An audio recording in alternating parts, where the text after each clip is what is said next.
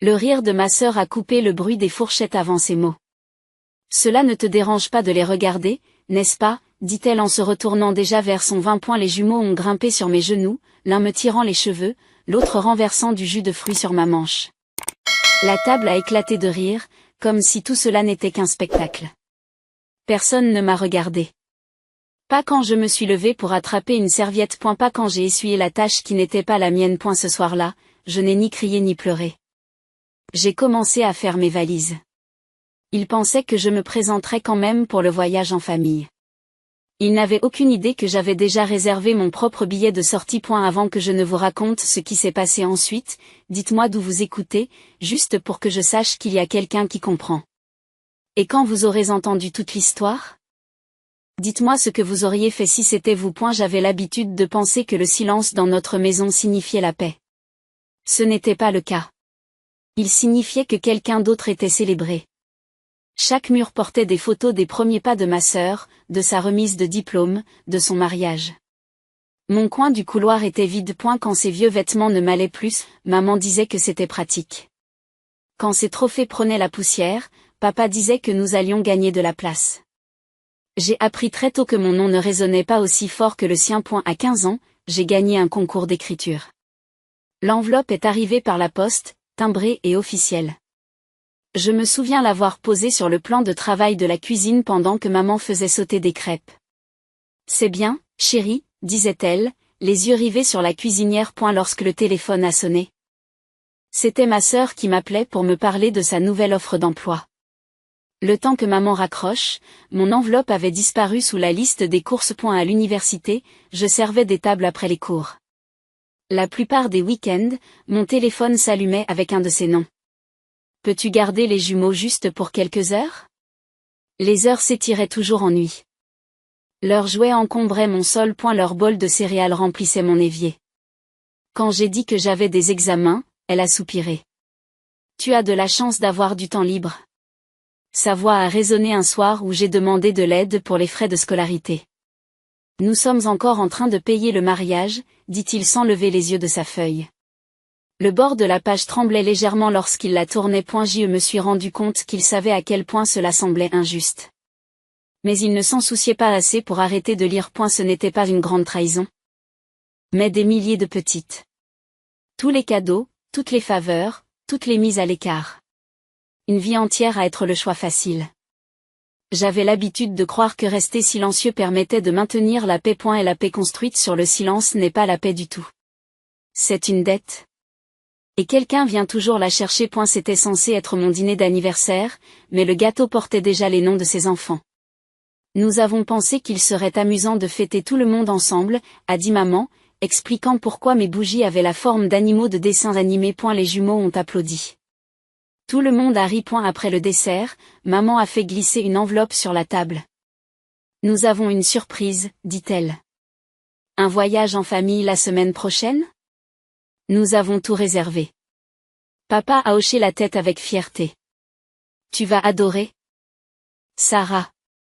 Tu aideras avec les garçons et Liv pourra enfin se détendre. La pièce a basculé pendant une seconde. J'ai entendu le ronronnement du réfrigérateur, le raclement d'une fourchette sur la porcelaine, puis ma propre voix, plate et égale. Je ne pars pas. Silence. Le sourire d'Olivia s'est figé. Comment ça, tu n'y vas pas?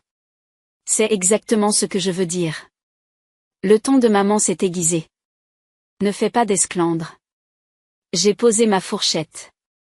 Le métal résonne doucement contre l'assiette. Je ne fais pas d'esclandre. Je dis juste non. Papa s'est raclé la gorge, a marmonné quelque chose à propos de la gratitude. Olivia a murmuré, tu es incroyable. Je me suis levée, j'ai repoussé ma chaise lentement, les pieds traînant sur le carrelage. Tu as eu mes week-ends, mes nuits, ma patience. Tu peux faire le voyage aussi, mais sans moi. Leur voix s'en mêlait tandis que je sortais. Les questions et la culpabilité se superposaient. La porte s'est refermée derrière moi, étouffant tout. Pour la première fois, le silence ne ressemblait pas à une punition. J'avais l'impression d'avoir de l'espace. Ce soir-là, j'ai ouvert mon ordinateur portable. Vol. Hôtel. Une barre de recherche vide qui clignotait devant moi. Mes doigts ont plané un instant, puis ont tapé un mot ailleurs. Je n'ai claqué aucune porte. Je n'en avais pas besoin. Le silence était suffisant. Ce soir-là, je me suis assis à mon bureau, avec la seule lampe sur son cercle de lumière, petite mais régulière. Mon ordinateur portable ronronnait tandis que j'ouvrais une nouvelle feuille de calcul. Paiement, loyer, vol, chaque mot était une colonne, chaque cellule une étape. J'ai fait défiler les sites des compagnies aériennes en comparant les chiffres comme quelqu'un qui mémorise un itinéraire d'évacuation. Le curseur a clignoté sur le mot « confirmé ». J'ai appuyé dessus. Un nouveau vol, une nouvelle destination. Le même week-end que le leur. Tous les bruits de la maison sont devenus plus aigus après cela. Le bruit de la machine à laver, la télévision de papa trop forte, les appels téléphoniques de maman remplis des rires de ma sœur. Je l'entendais dire des choses comme « Sarah va aider », et j'imaginais mon nom plié dans chaque plan comme une serviette de table que personne n'avait demandé. J'ai arrêté de répondre aux appels, j'ai arrêté de faire du bénévolat. Pendant les pauses déjeuner au travail, j'imprimais tous les reçus et toutes les confirmations de réservation que je faisais, je les pliais et je les glissais proprement dans une pochette transparente de mon dossier. Il y avait quelque chose de sacré dans l'ordre des chiffres, des dates, des horodatages. Je les gardais comme la preuve que ma vie avait enfin une structure en dehors d'eux. Une semaine avant le voyage, je suis allé acheter une valise. Le vendeur m'a demandé si c'était pour le travail ou pour le plaisir. Ni l'un ni l'autre, ai-je répondu, la liberté. Elle a ri, sans savoir que j'étais sincère. La valise était grise, à coque dure, silencieuse lorsqu'elle roulait. À la maison, je l'ai ouverte sur mon lit. Une à une, j'y ai mis des chemises blanches, des jeans pliés, mon carnet de notes et la bouteille d'eau en argent que j'emportais toujours avec moi. Je l'ai refermée à moitié, laissant de la place pour quelque chose qui ne rentrait pas, mais avec le sentiment de partir pour de bon. Maman a frappé à ma porte ce soir-là. N'oublie pas d'apporter de la crème solaire, dit-elle en prenant mes vêtements pour un accord. J'ai hoché la tête une fois, en regardant son reflet dans l'écran. Ces mots ont flotté dans l'air longtemps après son départ. Le lendemain, Olivia m'a envoyé un texto, peux-tu aller chercher des encas supplémentaires pour les jumeaux? J'ai fixé le message jusqu'à ce qu'il disparaisse de l'écran. Puis j'ai supprimé le fil de discussion. Pas de réponse. J'ai commencé à me lever plus tôt, à faire le tour du pâté de maison avant le travail. L'air avant le lever du soleil me semblait vierge, nouveau. J'y ai pratiqué le silence, apprenant le poids de celui-ci dans mes poumons. Je ne connaissais plus un seul mot de personne. Le soir, j'ai vidé mes courriels, je me suis désabonné de tous ceux qui portaient leur nom. J'ai organisé mes comptes bancaires, arrêté tous les paiements automatiques liés à des factures communes. Ma vie s'est réduite à l'essentiel, ce que je gagnais, ce que je gardais, ce que je choisissais. Maya, au travail, l'a remarqué. Tu as été silencieuse, m'a-t-elle dit en buvant un café. J'ai répondu que j'étais peut-être à court d'explications. Elle n'a rien demandé de plus, et je lui en suis reconnaissante. 2 nuits avant leur vol, je me tenais devant le miroir du couloir.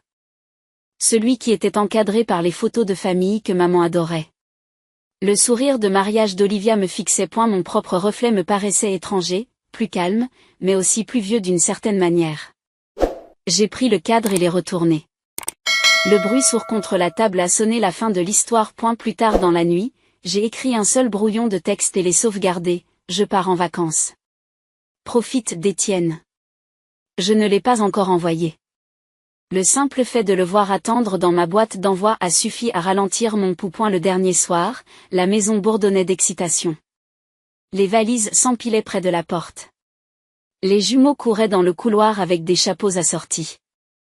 La voix de maman s'échappait de la cuisine, répétant les listes de contrôle. J'étais assise dans ma chambre, les écouteurs aux oreilles, et je faisais semblant de regarder un film. Ma valise était déjà cachée dans le coffre de ma voiture. À minuit. J'ai vérifié une nouvelle fois le vol. À l'heure. J'ai pris une lente inspiration, j'ai éteint la lampe et j'ai laissé l'obscurité s'installer. Mon téléphone s'est allumé avec le message d'Olivia. J'ai hâte d'être en voyage. J'ai éteint le téléphone sans répondre. Cette nuit-là, j'ai dormi plus profondément que je ne l'avais fait depuis des années. Le matin est arrivé de la manière la plus silencieuse qui soit. L'odeur du café s'échappait de la cuisine, la maison était animée. Je me suis déplacée tout aussi silencieusement, passant devant leurs valises ouvertes, devant maman qui réclamait à nouveau de la crème solaire. J'ai seulement dit, je vous rejoindrai là-bas. Ils ont souri, distraits, ils y croyaient. Le trajet jusqu'à l'aéroport s'est déroulé dans un flou de lever de soleil et de panneaux d'autoroute.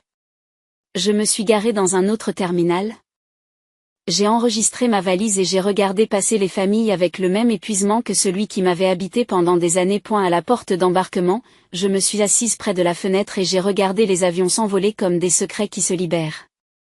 Lorsque mon groupe d'embarquement a été appelé, j'ai ouvert mon téléphone, j'ai fait défiler jusqu'au message sauvegardé et j'ai appuyé sur envoyer. Je pars en vacances. Profite d'Étienne. Puis je l'ai éteint et je l'ai glissé dans mon sac. Personne ne m'a vu partir. Le bourdonnement de l'aéroport était constant, des voix, des roues, des portes appelant des numéros qui ne signifiaient rien pour moi. Ma famille était quelque part de l'autre côté du terminal, jonglant avec les billets, les sacs à dos et les jumeaux. J'imaginais la scène sans avoir besoin de la voir. Maman s'agite, Olivia gronde à moitié papa en essayant d'avoir l'air patient. Il pensait que j'étais en train de garer la voiture. Peut-être en train de prendre un café. Pour une fois, j'aimais bien qu'il ne me cherche pas. J'ai marché jusqu'à la porte d'embarquement, j'ai montré ma carte d'embarquement et je suis montée dans un avion qui allait dans la direction opposée. L'air sentait le métal et l'air recyclé. Lorsque le voyant de la ceinture de sécurité s'est allumé, j'ai fermé les yeux. L'avion s'est élevé avec douceur et certitude, laissant Phoenix derrière lui comme une habitude que j'avais perdue. Quelques heures plus tard, mon téléphone a vibré à la seconde où je l'ai rallumé. Des dizaines d'appels manqués, puis d'autres. Les textos s'empilaient comme des dominos. Où es-tu? Porte C3. On embarque, Sarah. Ta sœur pleure. Réponds à ton téléphone tout de suite. Lorsque l'avion s'est posé, il y en avait des centaines. Le plus récent disait, tu as gâché nos vacances. Je n'en ai ouvert aucune. J'étais dans la file d'attente qui avançait lentement vers la récupération des bagages, le carrousel tournait. Le bruit se fondait dans un son blanc. Ma valise grise est apparue, glissant vers moi comme un signe de ponctuation. Je l'ai retirée de la ceinture, son poids m'a cloué au sol. Dehors, la chaleur frappe, épaisse, salée, vivante. L'air de l'île sentait la crème solaire et les algues. Je me suis enregistrée à l'hôtel, j'ai signé mon nom et j'ai tendu le reçu comme s'il s'agissait d'une preuve de quelque chose de privé. L'employé a souri. Bienvenue, a-t-il dit.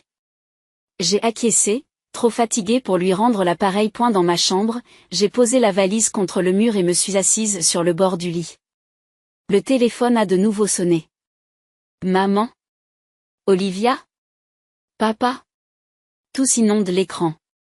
Pendant un instant, la culpabilité a pulsé, rapide, humainement tranchante. Puis elle s'est aplatie comme une vague qui s'effondre dans la mer. J'ai retourné le téléphone, j'ai crié et j'ai regardé le plafond. Quelque part, ma famille était probablement en train de se disputer dans un salon d'aéroport. Les jumeaux criant Olivia, fumante. J'ai imaginé la voix de ma mère se brisant lorsqu'elle a réalisé que je n'étais pas non plus sur le prochain vol. Ils appelleraient ça de la trahison. Moi, j'appelais ça de l'équilibre. Le lendemain matin, j'ai marché jusqu'au rivage avant le lever du soleil. Le ciel était orange pâle, l'eau respirait à un rythme lent. J'ai enfoncé mes orteils dans le sable mouillé et j'ai laissé l'écume atteindre mes chevilles. Le silence ici était différent, propre, délibéré. Lorsque j'ai finalement vérifié mon téléphone, la batterie était presque à plat. Les notifications se sont mélangées, maintenant les appels manqués, les messages vocaux, les accusations. Tu es ingrate. Tu nous as mis dans l'embarras. Nous avions besoin de toi. J'ai fait défiler une fois, puis j'ai maintenu l'écran enfoncé jusqu'à ce que le fil des messages tremble. Effacez tout. Le son qu'il a produit, un tapotement silencieux, a été la seule réponse que je leur ai jamais donnée. J'ai passé le reste de la matinée à déambuler dans le marché près de la jetée. Les pêcheurs criaient leur prix, les enfants chassaient les oiseaux. Personne ne connaissait mon nom ici, et pour la première fois, cet anonymat m'a semblé être une sécurité. J'ai acheté un petit pendentif en coquillage à un vendeur. Sa surface était lisse, froide, parfaite dans son imperfection. Lorsque je l'ai tenu à la lumière, j'ai pensé au verre de jus de fruits qui s'était renversé sur la table chez moi, la couleur se mêlant au blanc, et au fait que maintenant, enfin, je pouvais le laisser sécher. Ce soir-là, j'ai ouvert mon carnet et j'ai écrit une ligne, la liberté n'arrive pas en fanfare. Elle arrive quand personne ne vous regarde partir. Puis j'ai refermé le carnet et l'ai laissé sur la table de nuit, à côté de la carte magnétique. Dehors, le vent a tourné, transportant de faibles rires provenant de quelque part sur la plage. Pendant une fraction de seconde, on a cru entendre le sien, celui de ma sœur, mais ce n'était que le monde qui avançait comme il le fait toujours. Et la lumière du matin traversait les minces rideaux, douce et pâle. La marée murmurait contre le rivage à l'extérieur de ma fenêtre, régulière et insouciante. J'ai préparé du café dans la petite cafetière de l'hôtel qui sent bon et qui m'a permis de m'enraciner. Mon téléphone était posé face contre terre sur la table de nuit, silencieux pour une fois. Je ne l'ai pas attrapé. J'ai emporté ma tasse sur le balcon. En contrebas, la plage s'étendait, vide, à l'exception de quelques lève-tôt qui traînaient des chaises sur le sable. Pas de jumeaux, pas de voix appelant mon nom. Juste un espace assez large pour respirer. Je n'avais pas réalisé à quel point ma vie avait été bruyante jusqu'à ce qu'elle devienne silencieuse. J'ai rouvert mon carnet. La phrase de la veille me revient en pleine figure. La liberté n'arrive pas en fanfare. En dessous, j'en ai écrit une autre, elle reste quand on arrête de s'excuser de la vouloir. Le stylo a un peu saigné sur la page, l'encre s'enfonçant dans les fibres. C'était permanent, comme une promesse. Plus tard, j'ai marché le long de la ligne de flottaison, laissant le ressac effacer mes traces de pas au fur et à mesure. J'ai pensé à toutes les versions de moi-même qui étaient restées silencieuses à la table de la cuisine, au bord de chaque photo de famille. J'avais l'habitude de penser que le silence était synonyme de sécurité. Maintenant, je comprenais qu'il pouvait aussi être une armure. Dans l'après-midi, j'ai préparé mon sac. La valise s'est refermée d'un seul clic. Doux et définitif. J'ai laissé la clé de la chambre sur le bureau, à côté d'une note pour le service de ménage. Merci. Pas d'adresse de retour. Pas de nom. Le vol de retour a été calme. Aucun appel en attente lorsque j'ai allumé mon téléphone. Peut-être qu'ils avaient arrêté d'essayer. Peut-être qu'ils m'ont finalement cru. De retour à Phoenix, je n'ai pas conduit jusqu'à l'ancienne maison. Je suis allé directement à mon appartement. Et la lumière y était propre, blanche, filtrée. J'ai déballé lentement mes affaires, plié mes vêtements, posé le pendentif en forme de coquillage sur mon bureau. Il brillait faiblement dans le soleil de l'après-midi, de la même couleur que la mousse qui avait touché mes pieds ce matin. La poêle et la bouilloire siffla sur la cuisinière. La vapeur s'éleva, fine et silencieuse. J'ai versé l'eau, je l'ai regardée tourbillonner, puis j'ai expiré. Pas de bruit. Pas d'excuses. Juste de l'air remplissant un espace qui m'appartenait enfin. Le lendemain matin, je me suis réveillée avant le lever du soleil. La ville était immobile, l'air légèrement frais contre moi. Je me suis assise à mon bureau, celui où il n'y a pas de photos encadrées, pas de bruit, pas de fantômes. Mon téléphone était posé à côté du coquillage, sombre et immobile. Pour une fois, personne n'attendait rien de moi. Ce vide me semblait propre. J'ai fait du thé, j'ai ouvert la fenêtre et j'ai écouté. Pas de cris, pas de bruit de pas, seulement du vent. Pendant des années, j'ai confondu le devoir avec l'amour et le silence avec la paix. Mais la vraie paix ne demande pas de permission. Elle attend simplement que vous la remarquiez. J'ai regardé mon petit appartement, la pile de livres, la couverture pliée, la lumière qui se répandait sur le sol. Ce n'était pas grand-chose. Mais chaque centimètre carré était à moi. Peut-être qu'un jour ils raconteront l'histoire différemment. Comment je me suis éloignée ou comment j'ai gâché le voyage. Laissons-les faire. La vérité est plus simple. J'ai simplement cessé de me présenter dans des endroits où l'on ne me voyait jamais. Et la bouilloire a sifflé. J'ai souri lentement et silencieusement. Le silence qui a suivi n'était pas solitaire.